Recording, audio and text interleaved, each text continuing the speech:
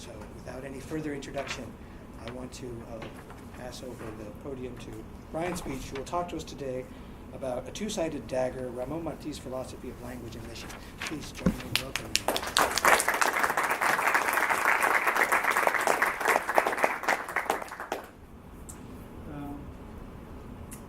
In the early 12th century, Iberian Jewish poet and literary critic Moses ibn Ezra recounted the following anecdote in his judeo-arabic literary criticism book, The Book of Conversation and Discussion, the Kitab al-Muhadara wal-Mudhakara.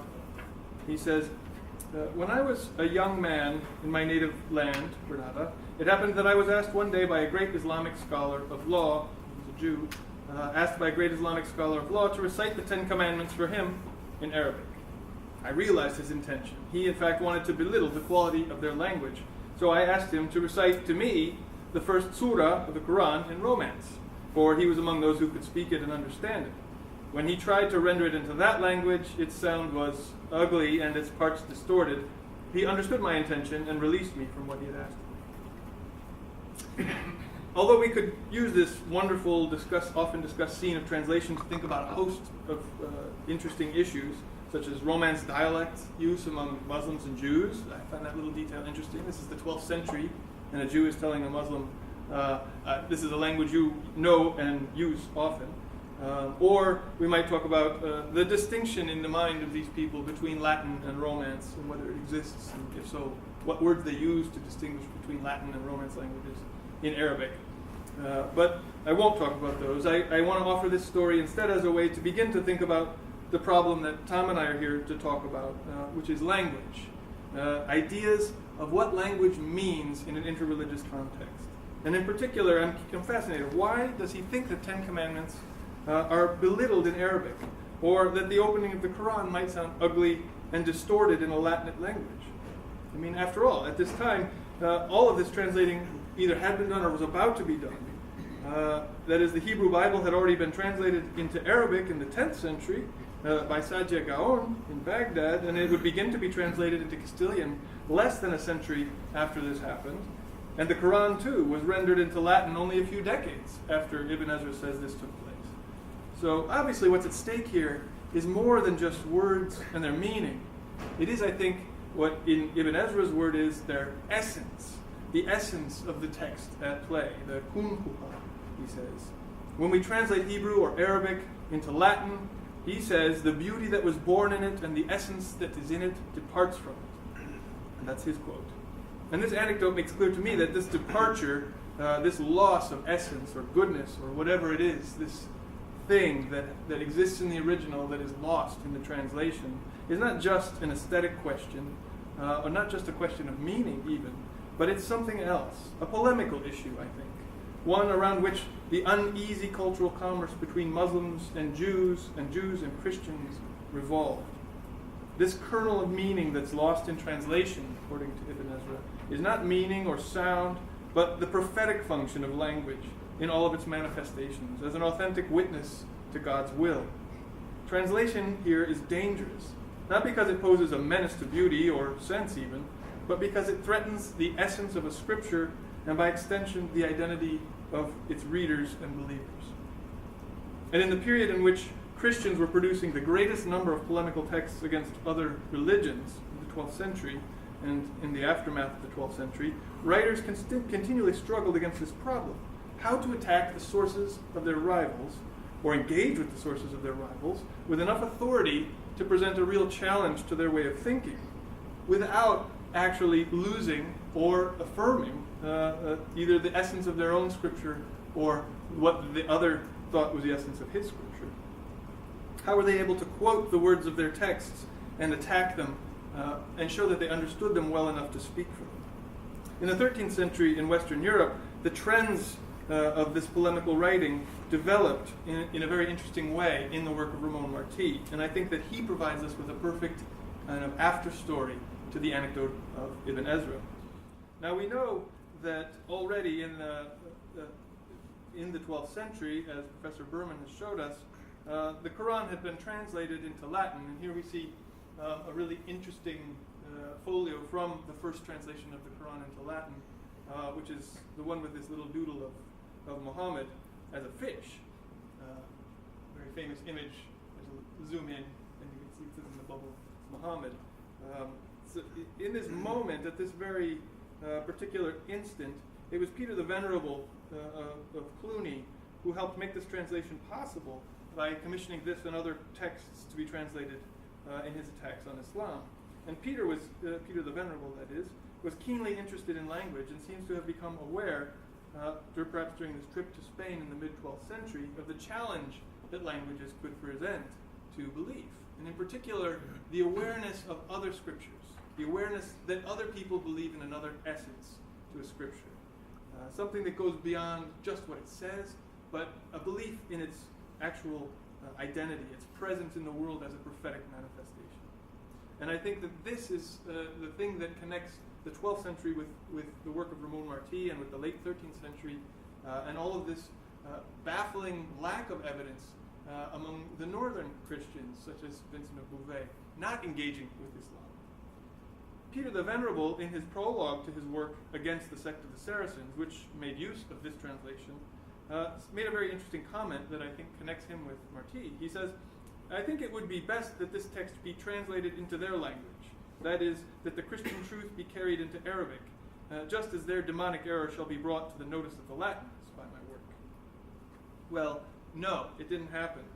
No translation of Peter's work into Arabic ever did materialize, but his remarks saying he wishes, perhaps it would be best, that his anti-Muslim polemic be translated into Arabic so that they can read about it, it betrays a certain hint of what linguistic essence might mean to a Christian in this polemical context. Not simply a question of rendering the original or even offering a valid translation, but of opening a door into the symbolic center of their belief, this imagined nerve center of their infidelity. In Peter, we can see a glimpse of something that would become much more developed in the Dominicans, and in particular in Ramon Martí, a focus on language itself as a marker of authenticity and a sharp tool for polemical engagement. It's thus no surprise, then, that the Dominican Order of Friars, founded less than half a century after Peter wrote this for combating heresy, and we've heard these very interesting remarks about the early days of the Dominicans and the early days of Dominic's beard, that they would also, it's not a surprise that they would engage this idea of language study in particular from the very moment of their inception. Well, the tiny groups that gathered to study Hebrew and Arabic in the 13th century in cities such as Murcia, Barcelona, and Valencia, all Dominican schools, they've been called, groups of study throughout the Iberian Peninsula. They've been called schools, but I think they might resemble something more like homeschools. That is, these small, humble little groups of interested, eager friars. But they betray an interest in learning language of those that they consider to be their polemical enemies. And Ramon Martí is the most extreme case of this Dominican desire to engage with languages that were not Christian or not perceived to be Christian.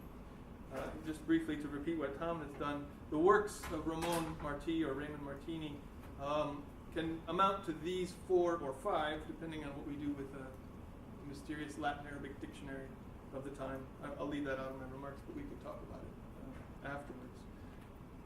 But what I think is most interesting, and I think that Tom's remarks really shed light on this, is the trajectory of Martí's works away from Islam and toward Judaism, and in particular, the increased sophistication and detail and volume that Martí's works acquire with each new rendition. If we move across from the beginning, that is the explanation of the Apostles' Creed, or on the sect of Muhammad, to the last work, we see a multiplication not only in the number of citations of non-Christian works, multiplying fourfold each time. So if we compare, say, the sect of the Saracens or the sect of Muhammad to the muzzle for the Jews, we see 4 times as many citations of non-Christian books. And then from the muzzle of the Jews to the Pugio Fidei 10 years later, again 4 times at least, maybe 5 times as many citations beyond the original citations of non-Christian material. We see this snowball effect of engaging and engaging and engaging more deeply with non-Christian material. I think that all of this shows that, especially in the Dagger of Faith, the work that interests me most in all of this, what really concerns Martí is not just what the text says, but what it means in its presence, not just in what it means through its words, but in the form it takes, in the letters that are used to write it down and communicate it, and in particular the way that it gets copied out. So Martí shows an interesting obsession with language and alphabet throughout the course of this career, not only adding more citations, but getting more precise with his translations, and adding more particularly specific renderings that better approximate what he might consider to be the original, through first adding transcriptions of original languages in transliterated form, or in original form, or adding both the original alphabet and then transcriptions alongside, plus transliterations built into his translations, all of them adding so that eventually he tries to have everything all in one place. As much language, as much original alphabet, and as punctilious and correct a translation as possible, so that the volume balloons in the Dagger of Faith to a staggering degree. All in an attempt, I think, to try to approach this elusive theological identity in the form of language. In Martí's project, we can start to appreciate how, at least for the Dominicans of the 13th century, the expression of Christian identity came to find its most apposite vocabulary in an engagement with foreignness, and that this particular idea of foreignness depended on an appeal to the form of the text, that alterity was represented in alphabets. We can explain Martí's practices of his obsessive sort of snowballing in his engagement with non-Christian scriptures and writings. We can explain them with the help of his own words. He explains in the Capistrum Judeorum why he's doing this, right? Why he seems to be obsessed with language. And he says, Jews impugn the accuracy of a text by saying that it is not thus in Hebrew, or if they concede the text is thus, by saying it should not be understood or explained thusly. So, with the help of God, I will translate these authorities word for word. I have collected from the Talmud and other books held to be authentic among them certain sayings of the ancient teachers who adduce or expound authorities of this type. And there are a lot of key words here that I want to draw on, not only word for word, but the use of the word authorities, which I think is a very telling a very telling word to use in this context, and I'll explain why in a moment. But he goes on and says, perhaps even more interesting, to counter any Jewish tricks, he says, it will be best if this treatise were written not only in Latin but also in Hebrew, and that one having knowledge of reading Hebrew, out loud that is, even if he can't understand it, that is, he wants his friars at least to be able to produce the sounds, to look at the letters and make them come alive, even if he doesn't know what he's saying, that would be better. And it would be best of all if this work were actually produced in Hebrew itself. In addressing the role of original language and original sound in his argumentation, he names his post-biblical sources as authorities. This is a very telling word, as I said. As Alistair Minnis reminds us, and others who worked on the medieval author, a text was considered to be authoritative, to be an auctoritas, as it was the work of an author, an auctor, right? Not just someone who wrote something, but a trusted source, as defined by really two characteristics that help us really see what's at stake. It's not an author in our sense, it's an auctor. And the auctor needed to be both intrinsically worthy of that title, have it inherent worth, but also, and more importantly, to be authentic. The authenticity of the auctor was sort of the crux of its meaning and its power. And Martí specifies that his authorities come, as he says, ex libris authenticis apud eos, that is, books considered to be authentic among them. His distinction between the ability to just read or understand Hebrew, that is, to speak it out loud and to really know what it says, is a really important distinction because it shows that the language itself has the authority, not the person making the argument. It points to the belief that cited authorities themselves stand for the polemical argument, and that interpretation and commentary and nuance and all of these details that we might consider to be important and interesting are not at all important for the polemicist making an argument. It's the presence of the language, its authenticity, to stand in for the non-Christian. I think that Martí believed polemical conflict was as much or more a war of words than, and that includes their sounds and their shapes, as it was one of ideas.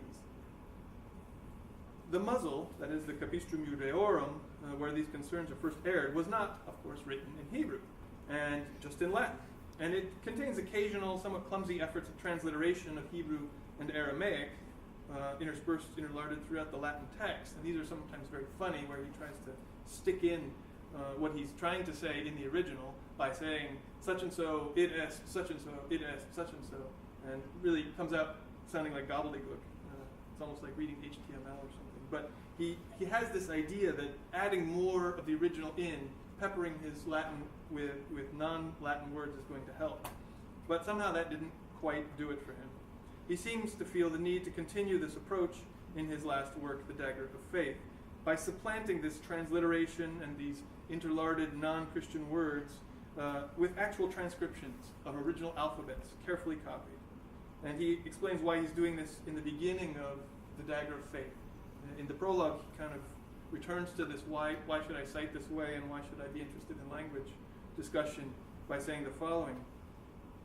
He says, furthermore, in bringing forth the authority of a text whenever the Hebrew will be taken up, I will not follow the Septuagint or any other translation.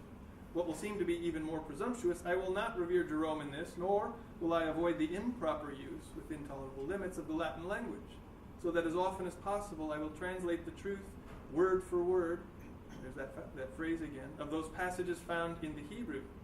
In this way, the wide and spacious way of subterfuge is precluded to the false-speaking Jews. And here, of course, is the key phrase, hardly will they be able to say that the text is not thus among them. And I think this key phrase you might look at, it's right there at the end, minime, right? Hardly. Minime poterum dicere non sic habre apud eos. This is the ultimate clincher, right? They've gotten the thing that this is what is ultimately authentic among them. It should be said that these statements do not prove that Martí's focus was, as Robert Chazen and others have affirmed, on missionizing to these people, these Jews that he's imagining who will not be able to refute him. I think Robin Vos and others have argued Dominican efforts at language study at this time were not really directed to preparing missionaries, to people to go out and preach, certainly not convert. They were simply pastoral, preparing Christians to be able to not be persuaded by the presence of non-Christians, directed inward toward the Christian fold and keeping Christians in the fold, rather than outward towards winning converts. So if we're not going to call these efforts missionizing, even though he's talking about what Jews are going to say in response to him, we should be careful about what we mean. And especially, as we were talking about earlier, not impose these post-medieval, particularly Protestant notions of what we mean by mission and conversion and even belief onto this situation. So did Martí set out to convince and convert Jews with statements like these? I don't think so. And certainly we can only say conditionally he did so insofar as conversion would be a natural reaction to being entirely confounded with unanswerable arguments to the contrary.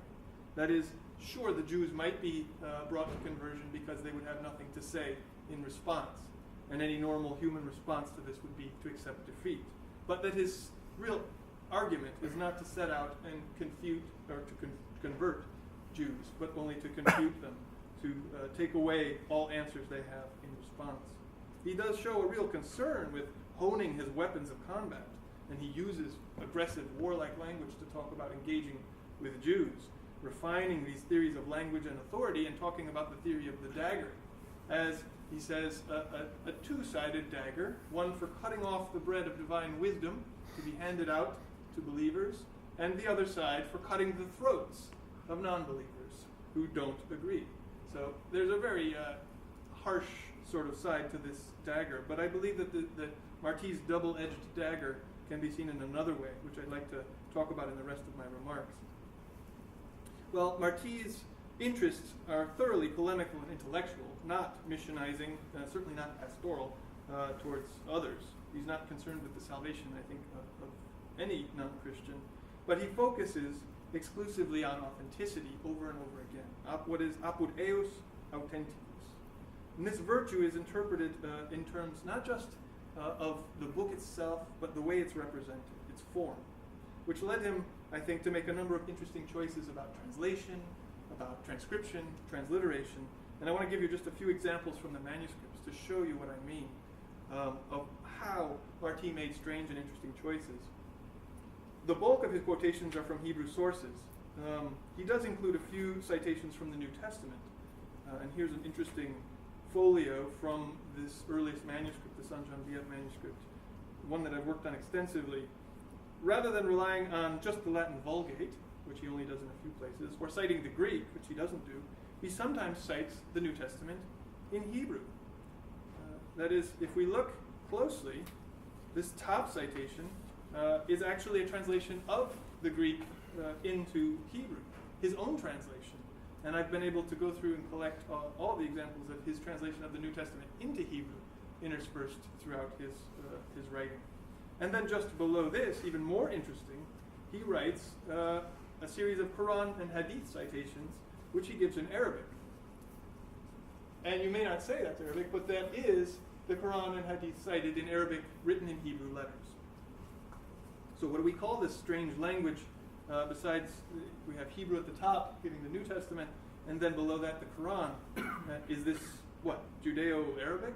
Not really, because that's something else. This might be called Judeo-Christian Arabic.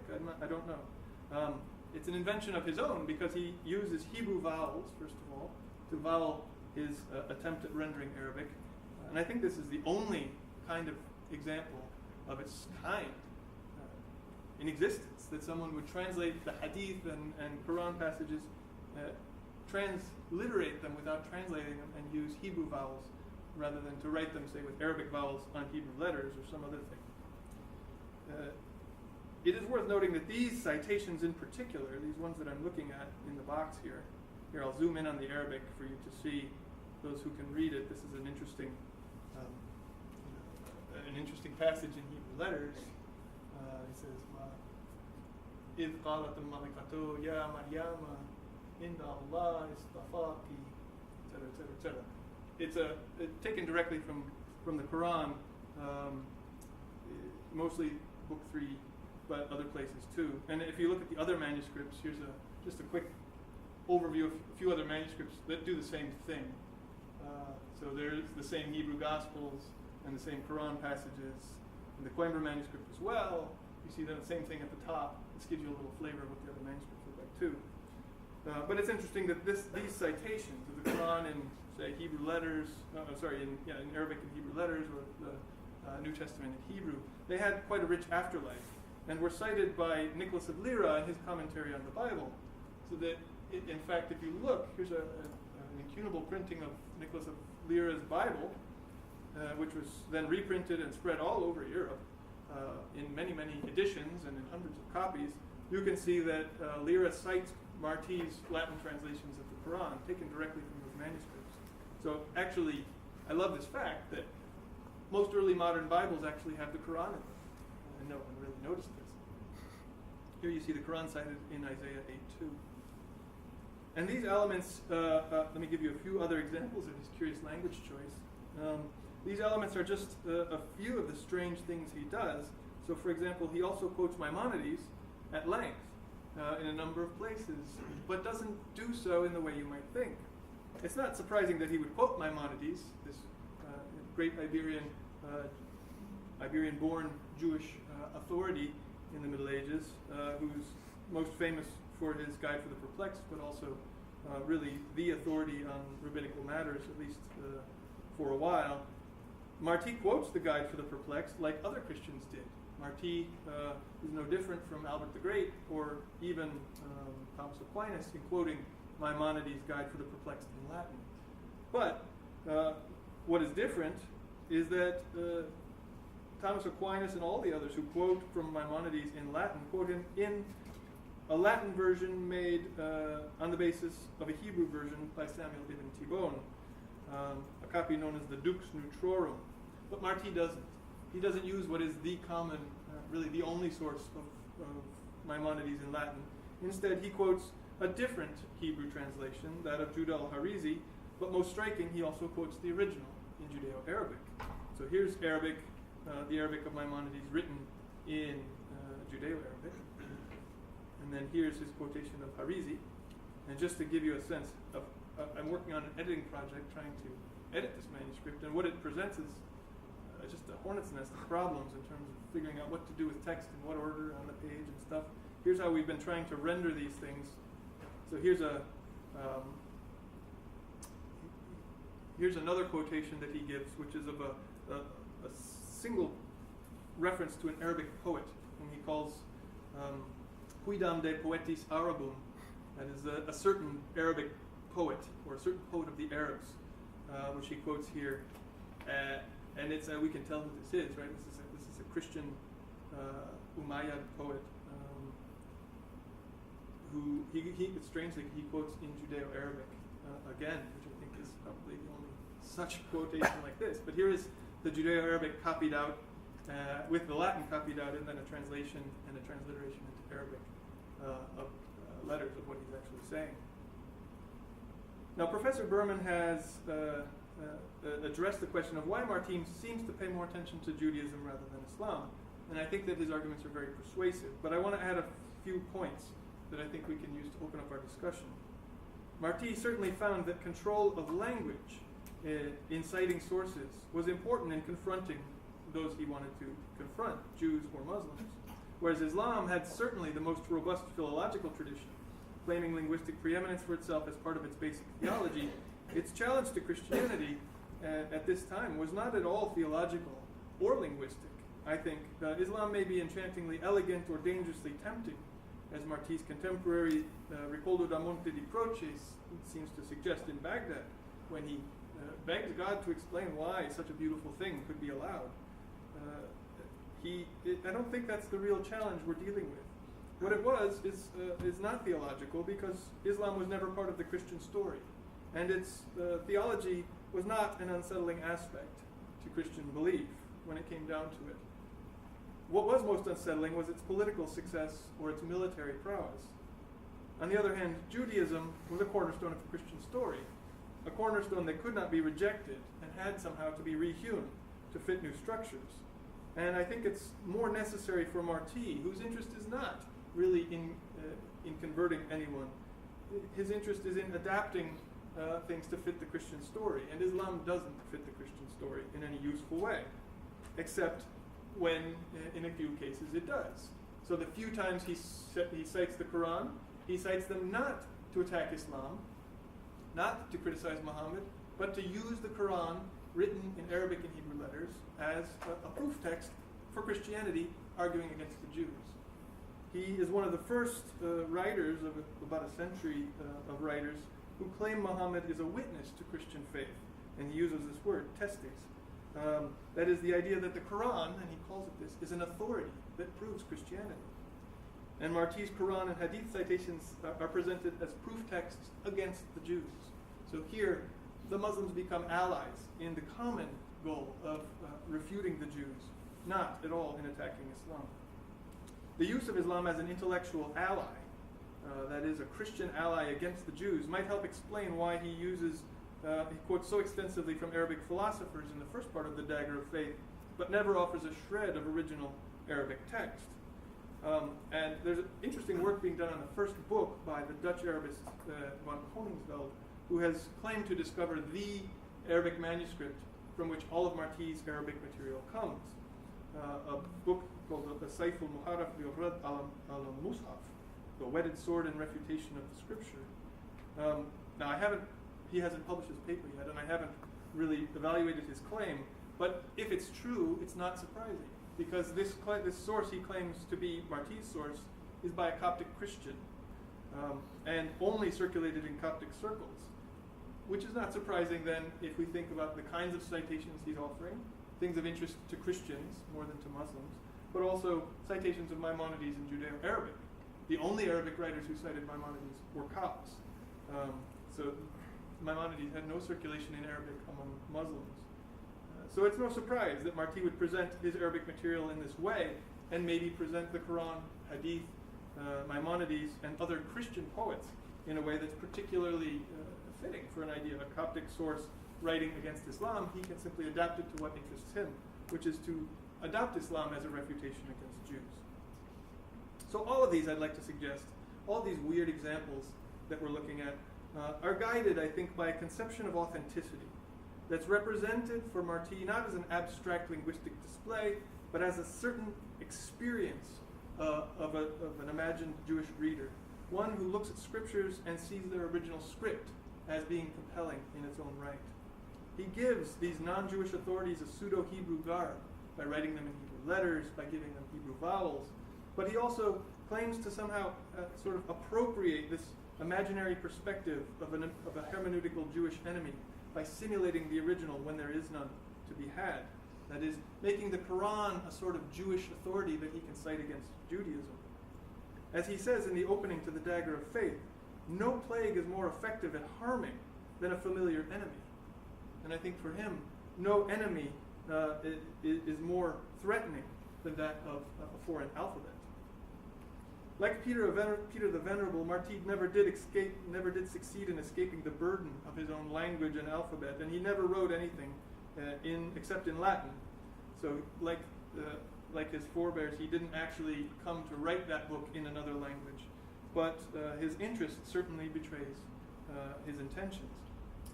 For this Latin provincialism and his reliance on textual proofs alone, he was harshly criticized by those writers who did write in other languages or use things beyond authorities. That is, his contemporary Ramon Martí, for example, who apparently wrote texts in Arabic and certainly preached in Arabic and went on mission to other countries, who criticizes Martí for not being able to offer a shred of actual proof to convince someone to convert to Christianity.